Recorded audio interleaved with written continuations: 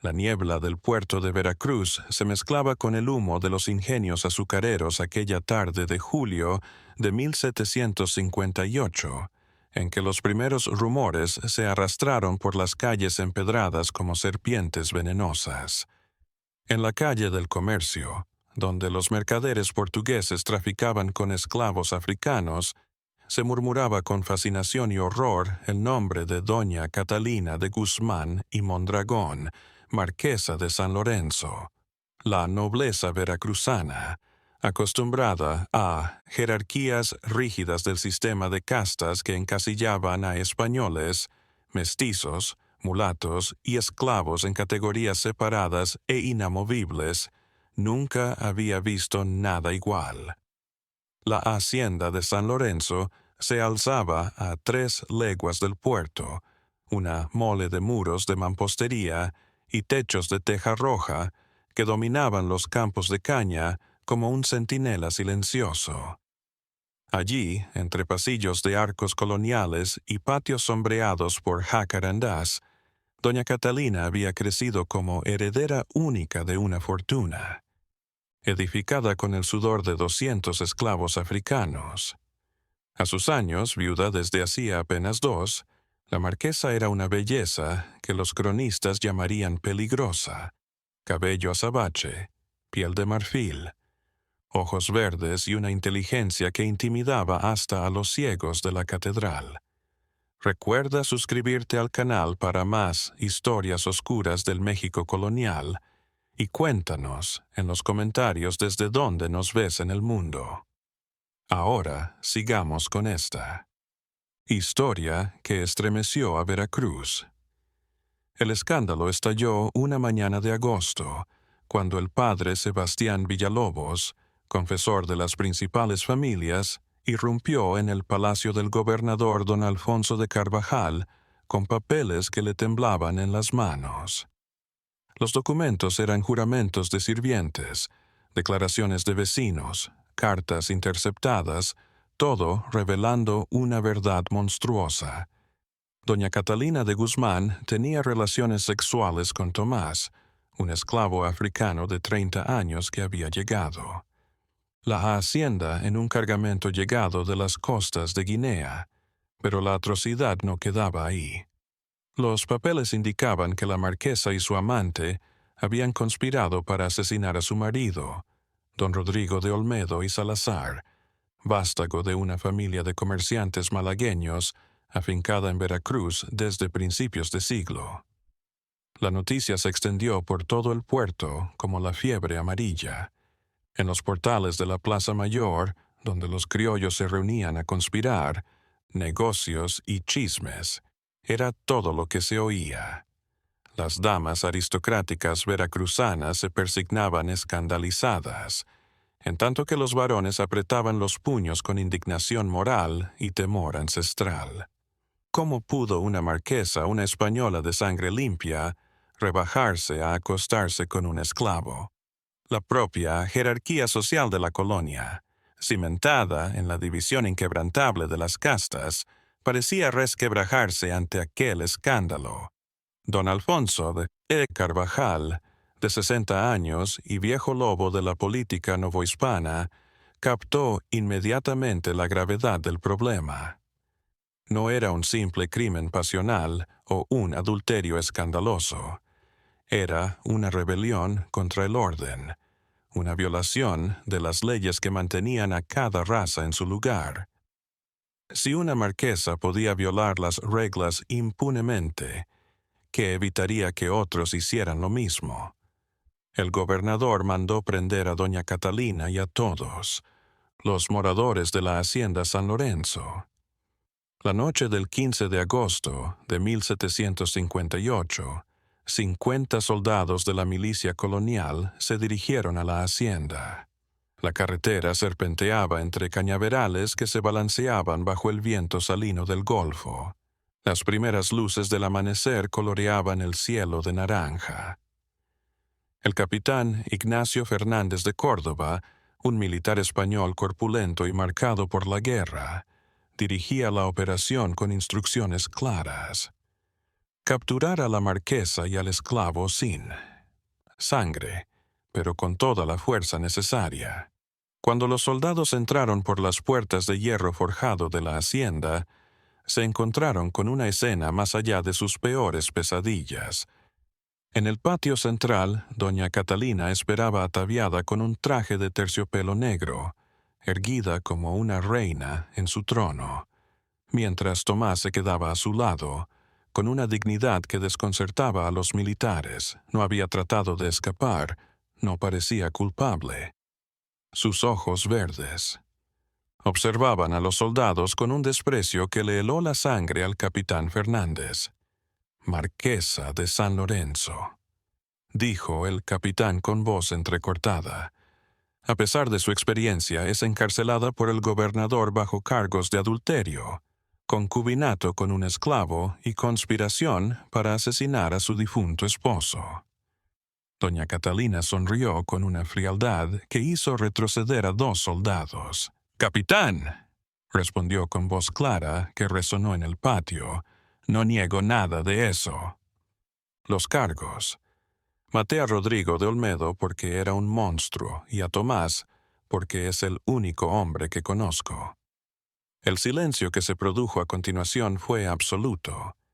Los esclavos de la hacienda, apiñados en el patio por los soldados, miraban con terror y una peligrosa esperanza. Tomás, alto y musculoso por años de trabajo bajo el sol abrasador, se adelantó. «Si van a llevarse la captura», dijo en un español. «Aprendido en las noches con Catalina, tendrán que arrastrarme encadenado porque no la dejaré». El capitán Fernández hizo encadenar a los dos mientras los grilletes de hierro se cerraban en torno a las muñecas de la marquesa y el esclavo. Los demás en la hacienda fueron interrogados. Entonces surgió una historia que los papeles del padre Villalobos solo habían insinuado. Una historia de amor, sangre y venganza que se había gestado durante años en los pasillos oscuros de San Lorenzo. Don Rodrigo. De Olmedo y Salazar había sido un salvaje. Los testimonios de los esclavos, tomados bajo amenaza de tortura por los soldados, retrataban a una mozádica que disfrutaba torturando.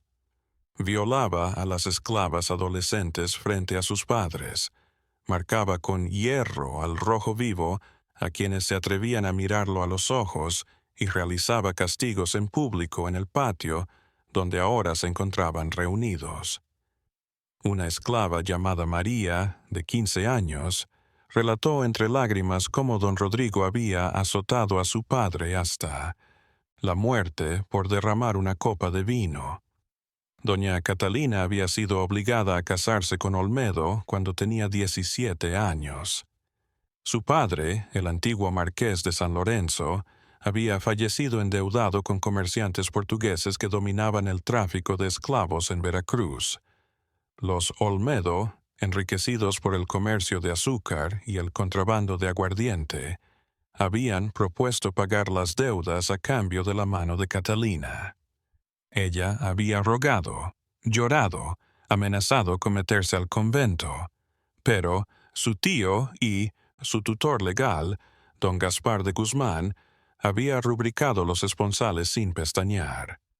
Los primeros años de matrimonio fueron un infierno que Catalina soportó con una entereza que sorprendía a quienes conocían la situación. Rodrigo de Olmedo la maltrataba cuando bebía.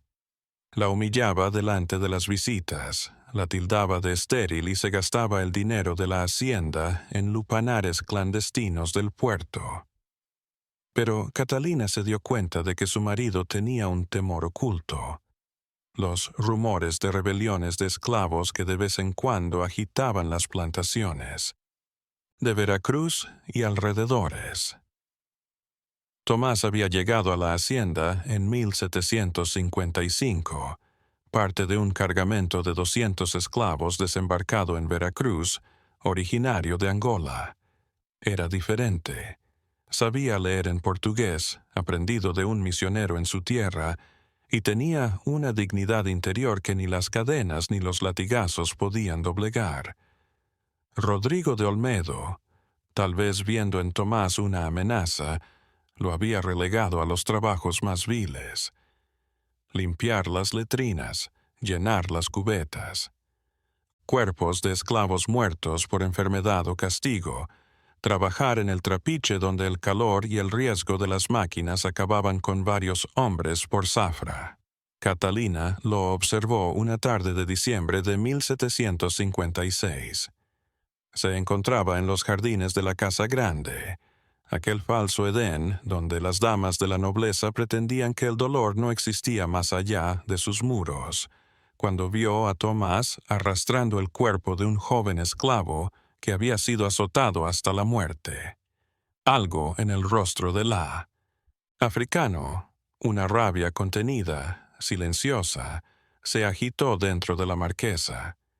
Eran cautivos de universos diferentes, pero igualmente brutales, él atado por su piel, ella por su género y las reglas sociales. El primero fue corto, casi casual. Catalina dejó caer un rosario de coral cerca de donde trabajaba Tomás. Cuando él lo recogió y se lo devolvió, sus ojos se encontraron por un momento que pareció detenido. «Gracias», susurró ella, en español. «De nada, señora», respondió él con un acento que revelaba sus orígenes, pero también una educación impropia de un esclavo. Esa noche, Catalina no pudo dormir, atormentada por los ojos de Tomás, tan hondos como pozos de dolor, pero también de vida.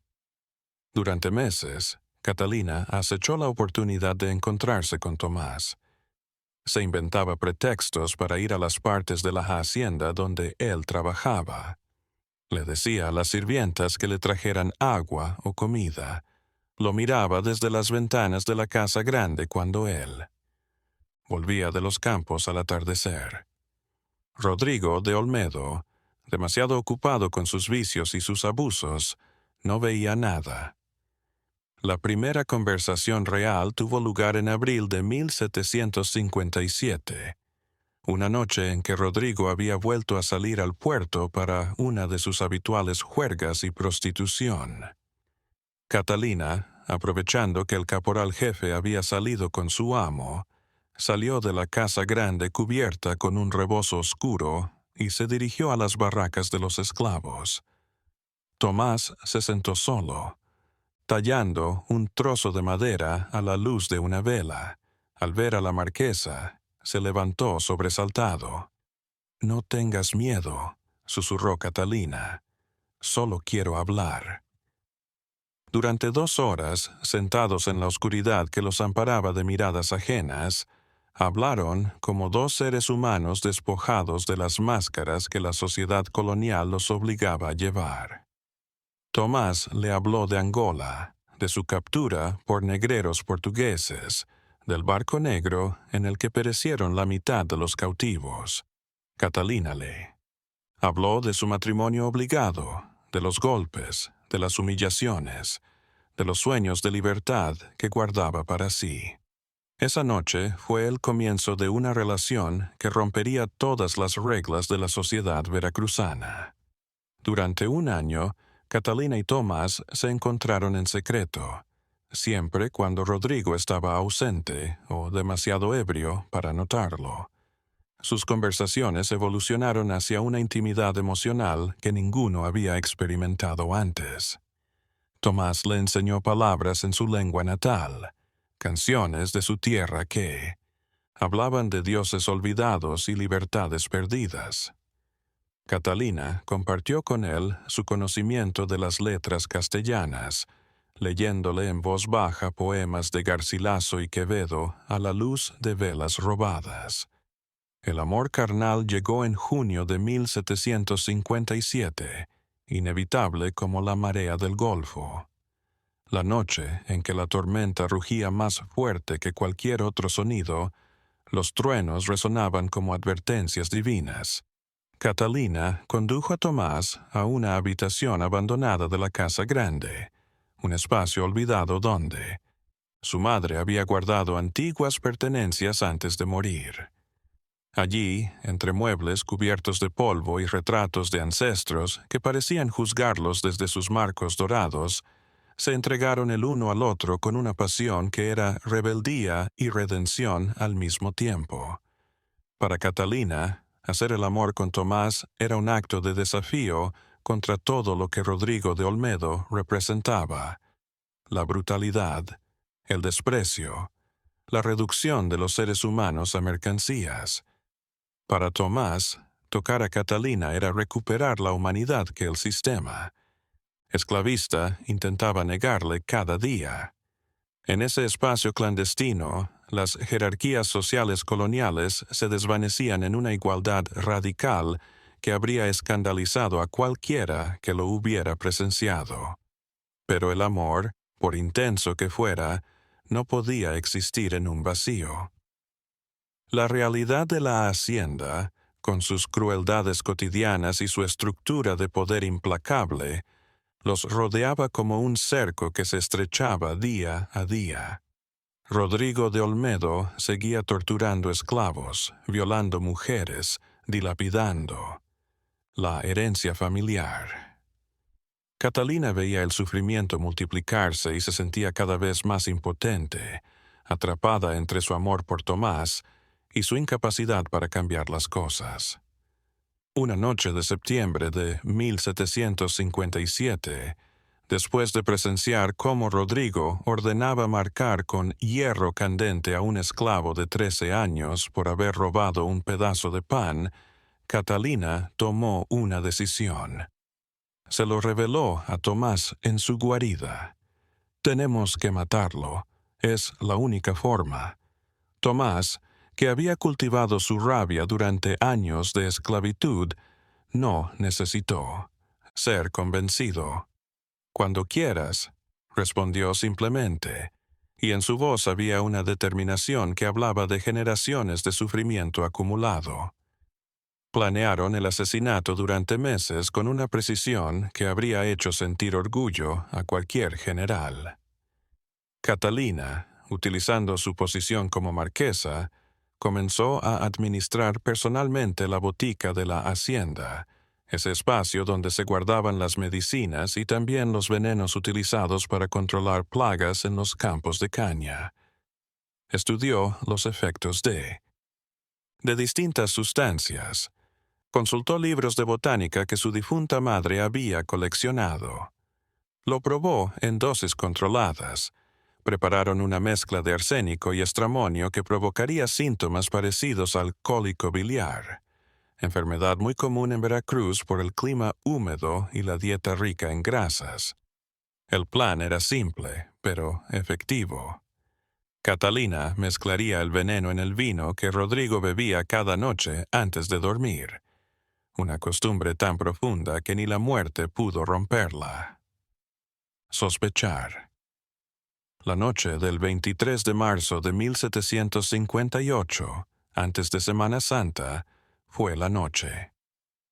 Rodrigo había regresado del puerto especialmente malhumorado, después de perder una suma considerable en las mesas de juego. Golpeó a Catalina en el comedor frente a los sirvientes, acusándola de traer mala suerte a la familia con su vientre estéril. Después, como siempre, pidió su copa de vino tinto antes de retirarse a sus habitaciones. Catalina vertió el veneno en la copa con manos que temblaban apenas. Tomás, escondido en el pasillo le guiaba hasta la cocina, quedándoseme a la expectativa por si algo fallaba.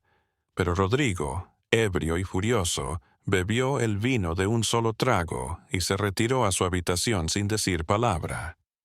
Catalina y Tomás esperaron en la oscuridad, escuchando los ruidos de la hacienda, el canto de los grillos, el ladrido distante de los perros, el susurro de los esclavos en sus barracas. Cerca de la medianoche, los gritos comenzaron. Rodrigo de Olmedo aullaba de dolor en su habitación, un sonido animal que despertó a toda la casa. Grande. Catalina corrió hacia allí, seguida de los sirvientes fingiendo una preocupación que no sentía. Encontraron al marqués en el suelo, contorsionándose, su rostro púrpura, espuma en la boca. «¡El médico!», gritó Catalina con voz convincente. «Que alguien vaya por el doctor Maldonado». Pero el médico más cercano vivía en el puerto a 3 horas de cabalgata. Para cuando llegó al alba, Rodrigo de Olmedo había muerto entre convulsiones terribles que Catalina observó con una satisfacción helada que habría horrorizado al padre Villalobos. El doctor Maldonado, de 50 años y más familiarizado con heridas de machete que con enfermedades enigmáticas, dictaminó cólico biliar fulminante. Nadie cuestionó el dictamen. En Veracruz, donde las enfermedades tropicales mataban con aterradora frecuencia, la muerte repentina no era rara. El entierro de Rodrigo de Olmedo en la cripta familiar de la Catedral de Veracruz fue un evento que reunió a toda la aristocracia local. Catalina apareció vestida de luto. Riguroso, el rostro cubierto por un velo negro que ocultaba su indiferencia. Los asistentes murmuraban palabras de condolencia que ella aceptaba con gestos apropiados, mientras pensaba en Tomás esperando en la hacienda. Aquella noche, por primera vez, fornicaron en la cama nupcial de la Casa Grande, una profanación y una liberación, la consumación de su victoria. Durante casi un año, Catalina y Tomás vivieron en una burbuja de felicidad clandestina. Como viuda, la marquesa tenía libertad de movimiento y autoridad absoluta sobre la hacienda. Abolió los castigos más crueles, mejoró las raciones de comida para los esclavos, prohibió las violaciones que los capataces perpetraban con impunidad. Los cambios no pasaron desapercibidos. En las pláticas de Veracruz se decía asombrado que la viuda de Olmedo tenía pensamientos peligrosos sobre cómo se debía tratar a los esclavos, pero el secreto de su amor era más difícil de ocultar. Los criados de la Casa Grande, leales por gratitud o temor, no podían dejar de murmurar entre ellos. Una criada llamada Josefa, celosa porque había sido amante de Rodrigo y esperaba mejorar su posición con la viuda, comenzó a espiar. Una noche de enero de 1758, Josefa vio a Tomás saliendo de la habitación de Catalina al amanecer. La sirvienta, indignada por lo que consideraba una traición a la memoria de su antiguo amo, y asustada por las consecuencias, escapó de la hacienda y se refugió en el convento de las Carmelitas del puerto. Allí, en el confesionario, Josefa vertió su testimonio al padre Sebastián Villalobos. El sacerdote, un hombre de rígidas convicciones que veía en cualquier transgresión sexual la mano del demonio, interrogó a la mujer durante horas.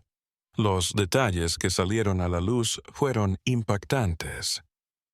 La marquesa no solo mantenía relaciones carnales con un esclavo, sino que le había enseñado a leer en castellano, le permitía comer en su mesa, lo consultaba sobre decisiones de la hacienda. Para el padre Villalobos, aquello era una inversión del orden natural querido por Dios, una herejía tan grande como cualquier doctrina protestante. Pero había más. Josefa, presionada por el confesor, reveló sus sospechas sobre la muerte de Rodrigo de Olmedo.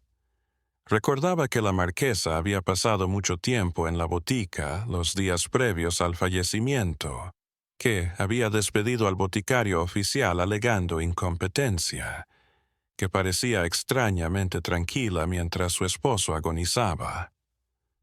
El padre Villalobos, consciente de la gravedad de las acusaciones, abrió su propia investigación. Durante semanas, el cura reunió testimonios de otros esclavos de la hacienda, algunos espontáneos, otros obligados bajo amenaza de excomunión. Interrogó al doctor Maldonado, quien admitió que había sido precipitado en su diagnóstico, y que ciertos síntomas de la agonía de Olmedo eran consistentes con envenenamiento.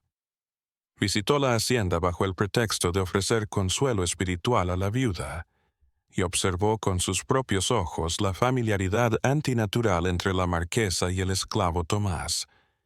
Equipado con suficientes pruebas en mano, el padre Villalobos compareció ante el gobernador Carvajal en julio de 1758. La reacción de la autoridad colonial fue de alarma inmediata. No bastaba con sancionar un delito y un adulterio. Había que dar un ejemplo que consolidara las fronteras de castas. El arresto se organizó con rapidez y secreto para evitar que la marquesa pudiera huir o destruir evidencias. Ahora, en el patio de la hacienda San Lorenzo, mientras los soldados encadenaban a Catalina y a Tomás, él. Capitán Fernández registraba la casa grande.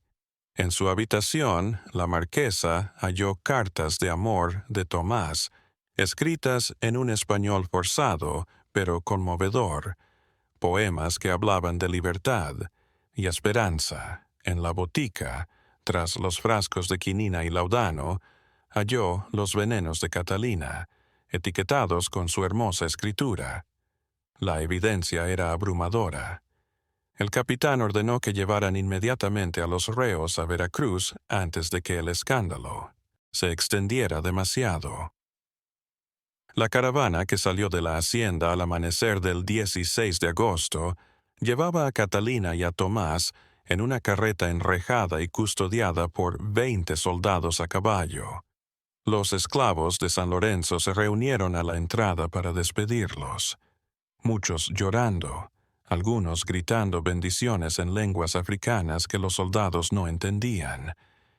Catalina y Tomás no hablaron en todo el camino. No era necesario. Sus manos, entrelazadas entre los barrotes, lo decían todo. Cuando la carreta entró en Veracruz, las calles ya estaban llenas de curiosos que los insultaban y les arrojaban fruta podrida. Gritaban las mujeres a Catalina, brujo. Gritaban los hombres a Tomás, pues solo la brujería podía hacer que una marquesa se rebajara. Los encerraron en celdas separadas en el sótano del Palacio de Gobierno, ese espacio de piedra húmeda donde el calor del puerto se convertía en un infierno sofocante. Carvajal interrogó a Catalina y el padre Villalobos durante días. Le exigieron que confesara tanto el asesinato como el adulterio y la seducción por artes demoníacas. Los negros, le explicó el padre con paciencia condescendiente, tienen pactos con el que les permiten hechizar a mujeres débiles. Catalina se negó a complacerlo. Amé a Tomás porque es un buen hombre, repitió una y otra vez, y maté a Rodrigo porque era un monstruo que merecía morir. Su franqueza desconcertaba a los interrogadores, acostumbrados a mujeres, sumisas que lloraban y pedían perdón.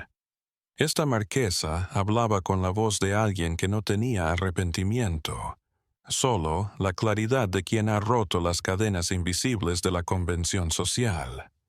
Tomás fue torturado para que admitiera haber embrujado a la marquesa.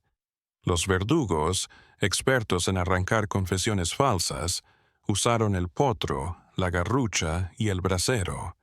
Pero el esclavo, que había sobrevivido a la travesía del Atlántico y años de brutalidad en la hacienda, resistió con un estoicismo que asombró, incluso a sus torturadores. «Yo no la hechice», repetía entre sollozos. «Ella me enseñó que también soy humano». El juicio se inició en septiembre de 1758 en la sala principal del Cabildo de Veracruz.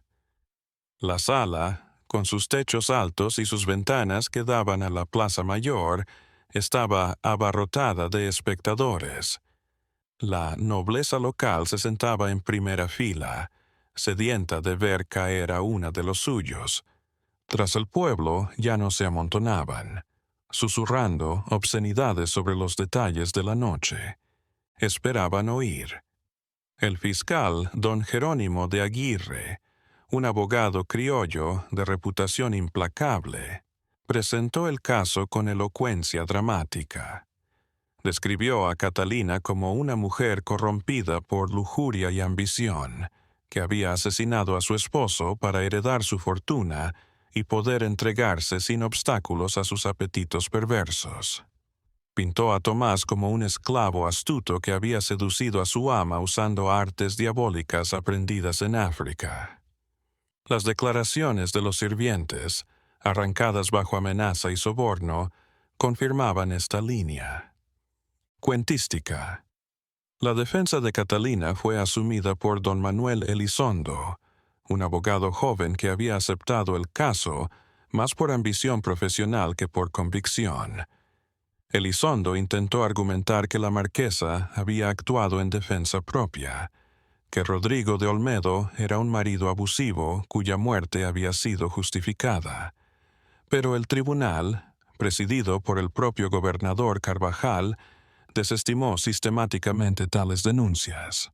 El derecho español no reconocía la defensa propia en casos de esposas que mataban a sus maridos. La autoridad del marido era indiscutible, consagrada por la ley divina y humana. En cuanto a Tomás, ni siquiera se le nombró defensor. Como esclavo, no tenía derechos legales. Su participación en el crimen ya lo hacía merecedor de la pena de muerte. El único debate legal concernía el método de ejecución. Algunos concejales pedían la hoguera, reservada para herejes y brujos. Otros, el descuartizamiento, castigo tradicional de los esclavos. Rebeldes. Durante el juicio, Catalina pidió permiso para dirigirse al tribunal. El gobernador, intrigado por escuchar la defensa de la acusada, accedió a la solicitud. Catalina se puso de pie, las cadenas tintineando en sus muñecas, y habló con una voz que resonó en la sala silenciosa.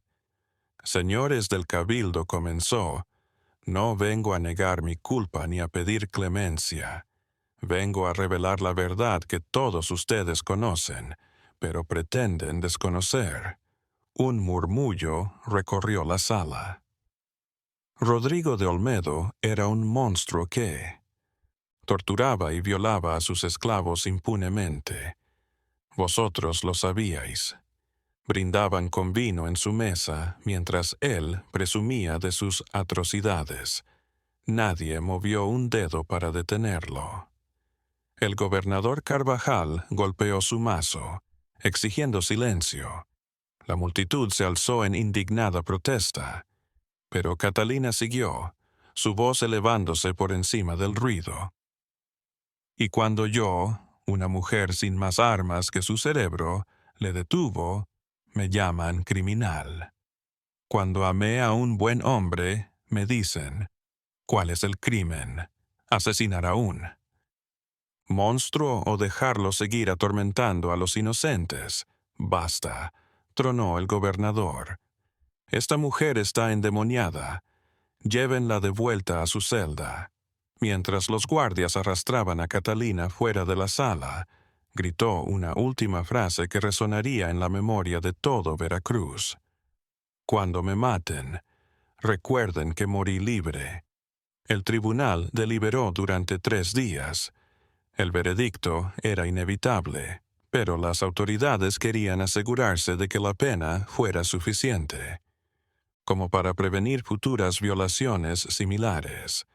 Finalmente, el 5 de octubre de 1758, se dictó la sentencia. Doña Catalina de Guzmán y Mondragón sería ajusticiada con garrote vile en la Plaza Mayor de Veracruz tras ser exhibida por las calles principales montada en un asno y con un pregón de sus delitos. Sus bienes serían confiscados por la corona y su nombre eliminado de los registros de la nobleza. Tomás fue destrozado vivo, sus restos expuestos en las 4 puertas. Puerto como ejemplo para otros esclavos.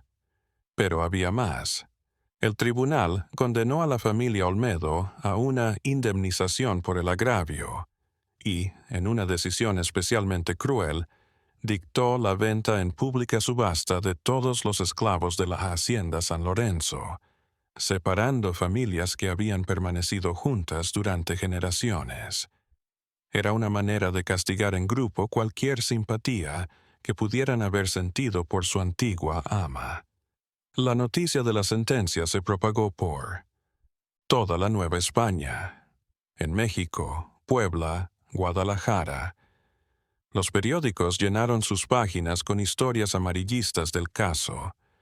Los sermones dominicales tomaban a Catalina como ejemplo de la perversidad femenina y de los peligros de dar demasiada libertad a las mujeres. Los negreros redoblaron sus medidas de vigilancia, temiendo que el ejemplo de Tomás contagiara de rebeldía a sus esclavos. La ejecución se planeó para el 25 de octubre, la víspera de Cristo Rey. Las autoridades designaron la fecha, intencionalmente para probar que incluso en una fiesta religiosa, la justicia del rey estaba por encima. Los preparativos comenzaron días antes. Se erigió un cadalso en la Plaza Mayor. Se hicieron afiches para promocionar el evento. Se movilizó toda la tropa para dominar la multitud que se esperaba.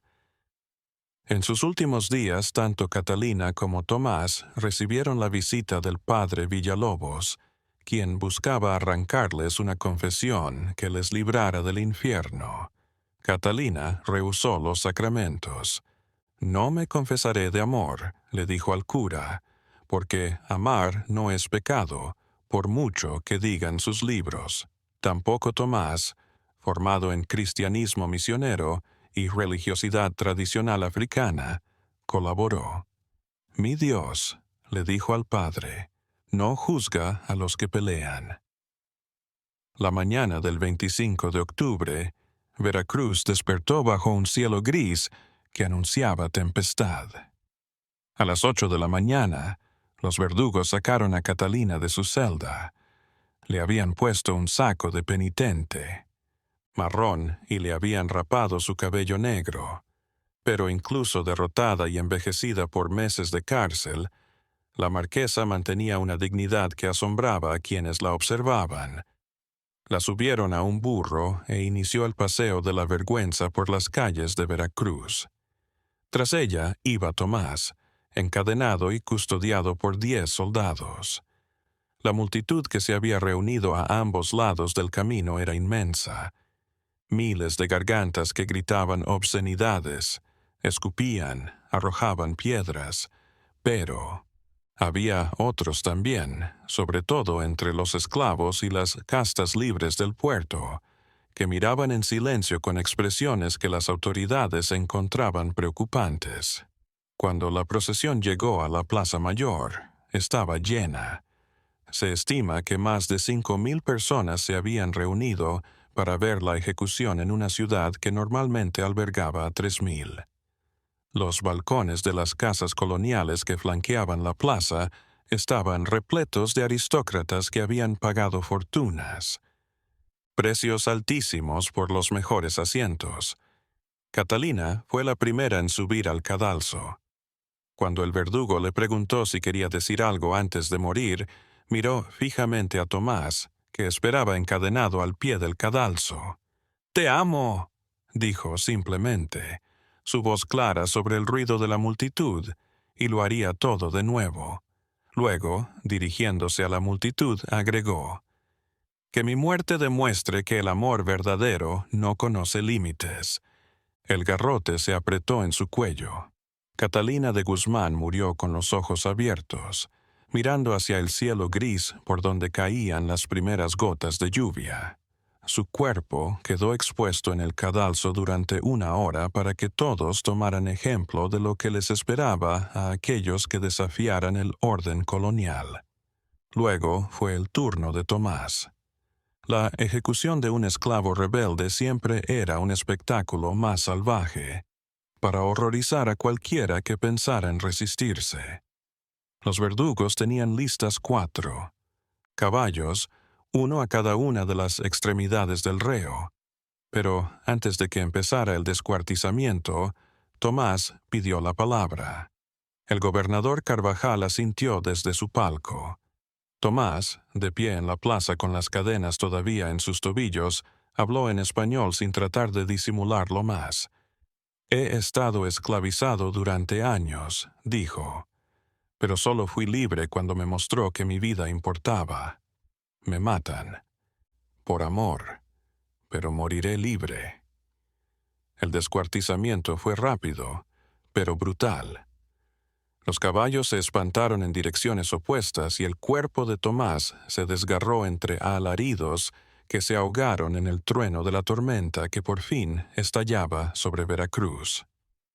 Los 4 trozos fueron expuestos en las puertas de la ciudad, como era costumbre, pero por la noche desaparecieron. Se dijo que esclavos leales los habían robado para enterrarlos dignamente en ritos africanos, pero nunca se hallaron evidencias. La historia de Catalina y Tomás debería haber muerto allí, sepultada bajo el peso de la condena oficial y el olvido deliberado. Pero los rumores se propagan sobre todo en una sociedad colonial obsesionada con el orden y aterrada por su propia vulnerabilidad. En las tabernas del puerto se narraban historias cada vez más exageradas del escándalo. En los mercados las esclavas decían que Catalina había sido una santa que luchó contra la opresión. En los confesionarios, las aristócratas reconocían admiración y horror por la marquesa caída. La familia Olmedo trató de eliminar cualquier rastro del escándalo. Adquirieron en la subasta de bienes confiscados la hacienda San Lorenzo, le cambiaron el nombre. Amenazaron con demandar a cualquiera que hablara públicamente de Rodrigo o de su muerte, pero no pudieron acallar los rumores, las miradas, las preguntas no formuladas que aún persistían. El padre Villalobos, carcomido por la culpa de haber desencadenado la serie de acontecimientos que culminaron en las ejecuciones, empezó a tener sueños. En sueños, Catalina lo denunciaba por falso, por defender un sistema que consagraba la tortura y prohibía el amor. El cura enfermó de tristeza y murió 2 años después sin hallar consuelo. El gobernador Carvajal fue ascendido en la capital por su actuación en el caso, pero en sus cartas secretas a la corona reconocía estar alarmado por el nivel de agitación que veía. Entre las bajas castas tras las ejecuciones, exigía mayor vigilancia y castigos más severos para cualquier señal de cruce de clases. Los esclavos de San Lorenzo fueron dispersados por toda la Nueva España en la subasta, pero llevaban consigo la historia que narraban en las haciendas y minas en que acabaron convirtiéndose en leyenda. En otras, Catalina y Tomás habían huido juntos y eran libres en alguna montaña lejana.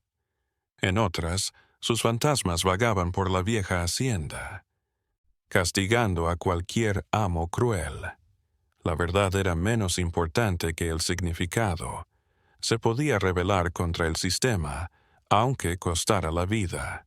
Décadas más tarde, cuando las ideas de la Ilustración comenzaron a infiltrarse en la Nueva España y se levantaron voces en contra de la esclavitud, algunos criollos ilustrados redescubrieron la historia de Catalina y Tomás. La adaptaron como un ejemplo temprano de rebelión contra la tiranía, pero siempre con cuidado de no desafiar demasiado abiertamente al orden colonial que aún lo mantenía. La hacienda que fue San Lorenzo se vino a menos. Los nuevos dueños nunca la hicieron florecer como antes. Los empleados, incluso aquellos que no habían conocido a Catalina, decían ver cosas. El perfume francés en habitaciones vacías, risas en el jardín al anochecer, sombras tomadas de la mano en los pasillos. La gran casa fue abandonada a principios del siglo XIX, en las guerras de independencia, en 1821.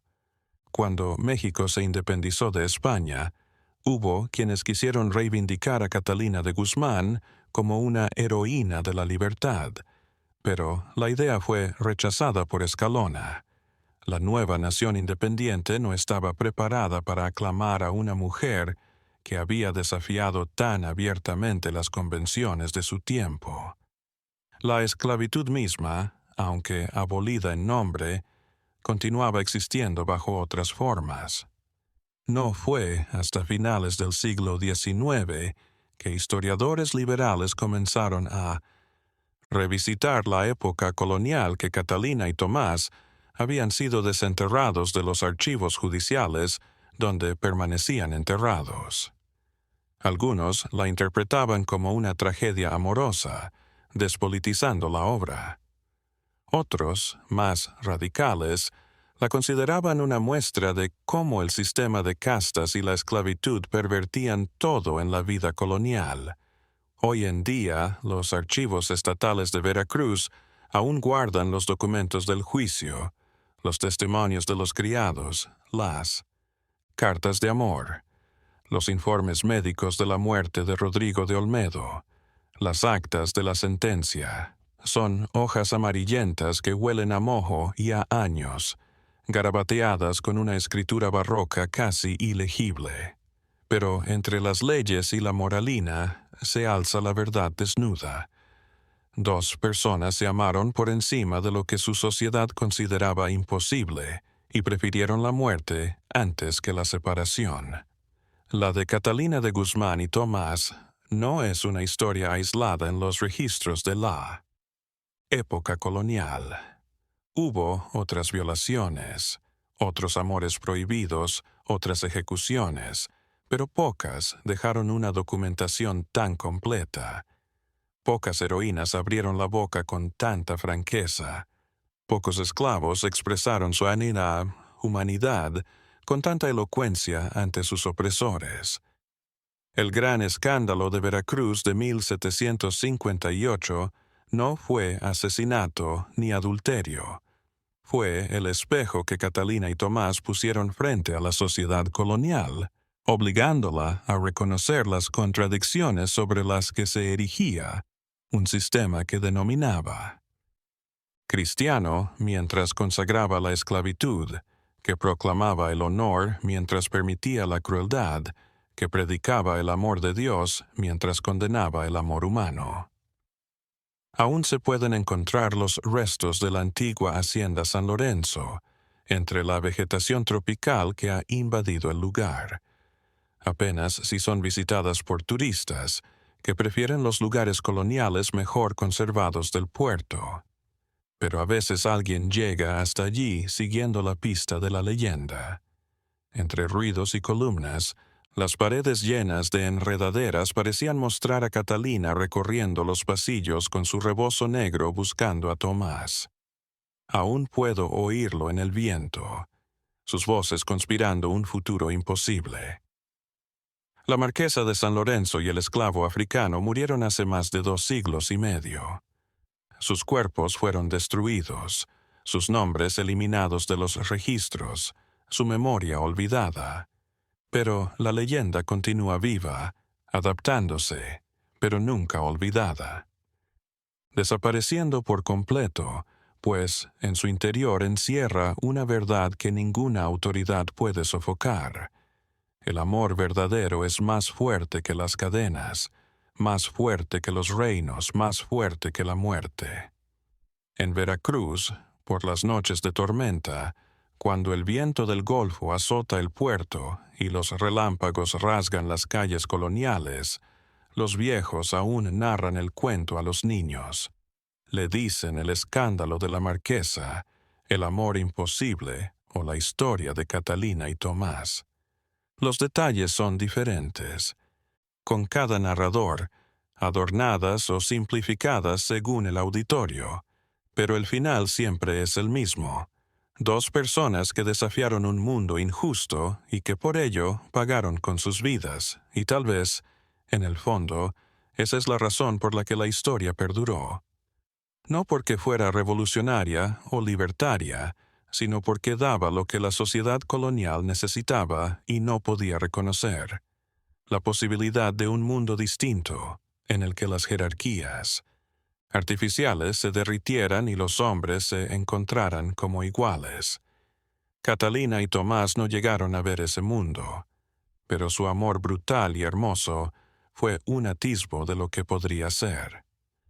Al caer la tarde sobre el Golfo de México, cuando las sombras se alargan sobre las ruinas de San Lorenzo, se puede sentir que aún vagan por los jardines abandonados dos sombras entrelazadas, al fin liberadas de las cadenas que arrastraron en vida.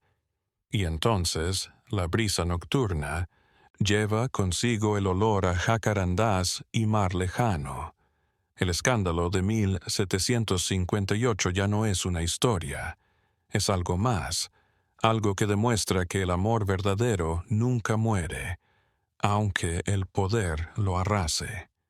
Las generaciones que siguieron a Catalina y Tomás heredaron un México diferente. La independencia llegó. Se abolió la esclavitud. Las castas dejaron de tener reconocimiento legal. Pero las cicatrices de ese sistema quedaron en maneras más sutiles, en los prejuicios que nunca se decían pero siempre se sentían, en las jerarquías que se replicaban bajo nuevos nombres, en el silencio incómodo que aún envolvía ciertos asuntos. La historia de la marquesa y el esclavo se transformó en una especie de piedra de toque. Narrarla era tomar partido en las grandes cuestiones. ¿El amor puede superarlo todo? ¿La justicia es la ley? ¿Quién decide la moral? Cada época las contestaba a su manera, proyectando sus propias ansiedades y aspiraciones sobre los acontecimientos de 1758. Para los reaccionarios del siglo XIX, Catalina era una advertencia sobre lo que sucede cuando se da demasiada libertad a las mujeres. Para los liberales, era una víctima del fanatismo religioso y el rigor colonial. Para las primeras feministas mexicanas del siglo XX, era una heroína que desafió el destino que le dictaba el patriarcado. Para los movimientos afrodescendientes, Tomás era la resistencia digna ante la deshumanización. Esclavitud. Todas estas interpretaciones tenían algo de cierto, pero ninguna de ellas lograba abarcar la totalidad de lo que había ocurrido, porque Catalina y Tomás no eran símbolos ni arquetipos, eran personas reales que habían vivido, amado, sufrido y muerto en las circunstancias particulares de un tiempo y lugar concretos. Reducirlos a moralejas o estandartes ideológicos era, en cierto modo, traicionarlos de nuevo. Lo que queda después de la interpretación son los hechos desnudos, conservadas en aquellos papeles judiciales amarillentos. Una chica de 27 y un chico de 30 que hallaron en el otro lo que el mundo les había negado. El respeto mutuo, el entendimiento, la pasión, que el encuentro implicara la muerte de un tirano y la violación de los tabúes más elementales de su sociedad, dice más sobre la brutalidad de esa sociedad que sobre la moralidad de los amantes. Entre millares de procesos judiciales coloniales que guardan los archivos de Veracruz, el legajo real. Contra Catalina de Guzmán y Mondragón y el esclavo Tomás, de tamaño fuera de lo normal. Son más de 300 páginas de testimonios, preguntas, argumentos, fallos. Las autoridades de la época se tomaron un tiempo inusual para registrar todo lo posible, como si se tratara de algo más que un crimen. Y tenían razón, pero no en la forma en que pensaban. No estaban en un juicio por brujería demoníaca o perversión moral. Estaban presenciando el amanecer del fin de su mundo, aunque faltarían décadas para que ese fin se concretara. Cada violación, como la de Catalina y Tomás, socavaba un poco más el edificio colonial, exponiendo sus contradicciones insostenibles. El Veracruz de 1758 ya no existe. El puerto creció. Las calles empedradas fueron pavimentadas. Las casas coloniales se mezclan con las modernas. La plaza mayor donde se levantó el cadalso es hoy un lugar turístico con puestos de venta, artesanías y los músicos tocan sones jarochos. Pocos turistas saben lo que ocurrió allí hace más de 2 siglos, pero por las tardes, cuando la luz del Golfo se vuelve oro y las sombras se alargan sobre las piedras centenarias, se siente el peso de la historia. En tales instantes, si uno agudiza el oído, puede percibir el murmullo de la multitud de 5,000 personas, las voces de los vendedores ambulantes compitiendo con los improperios lanzados a los reos, las cadenas, el trueno de la tormenta.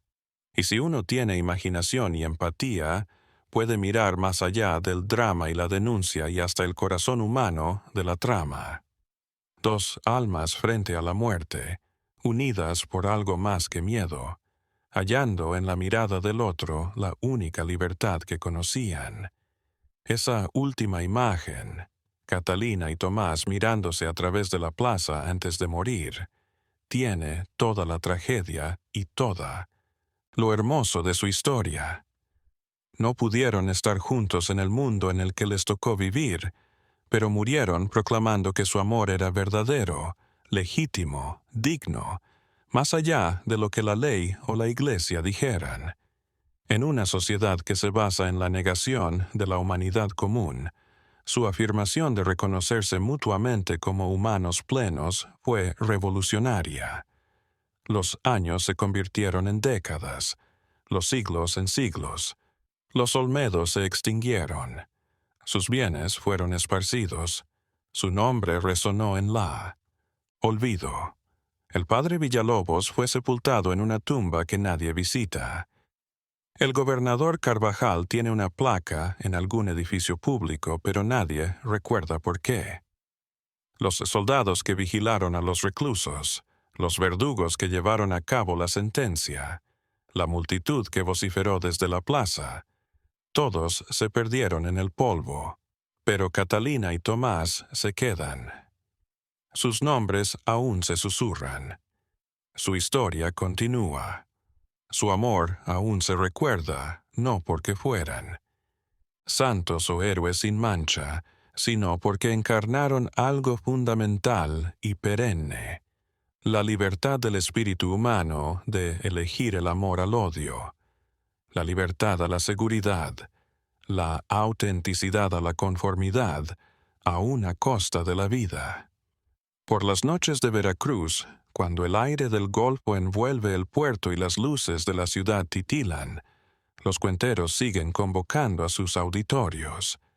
Les voy a contar, dicen voces heredadas del arte, anteriores sobre la marquesa que amó a un esclavo y desafió al mundo. Y mientras las palabras tejen el ayer en hoy, los oyentes se inclinan hacia adelante, cautivados una vez más por esta historia que nunca envejece. Porque al final el escándalo de Veracruz de 1758 no fue que una marquesa y un esclavo se amaran. Fue que su amor expuso una verdad que la sociedad colonial se esforzaba por ocultar, que todas las jerarquías, todas las castas, todas las leyes que separan a los seres, los humanos superiores e inferiores son invenciones creadas para servir a los poderosos, y que esas falsedades, por mucho que se protejan con la ley y la religión, nunca pueden borrar por completo la verdad de nuestra humanidad común. Catalina de Guzmán y Mondragón, y el hombre que la historia conoce como el esclavo Tomás, murieron en la Plaza Mayor de Veracruz hace más de 2 siglos y medio. Pero su legado perdura, de boca a oído, guardada en archivos polvorientos, redescubierta por cada generación que encuentra en ella algo que decir a su propia época. Y mientras haya quien la cuente, mientras haya quien se conmueva con su tragedia y su belleza, Catalina y Tomás seguirán paseando juntos por los jardines de San Lorenzo. Este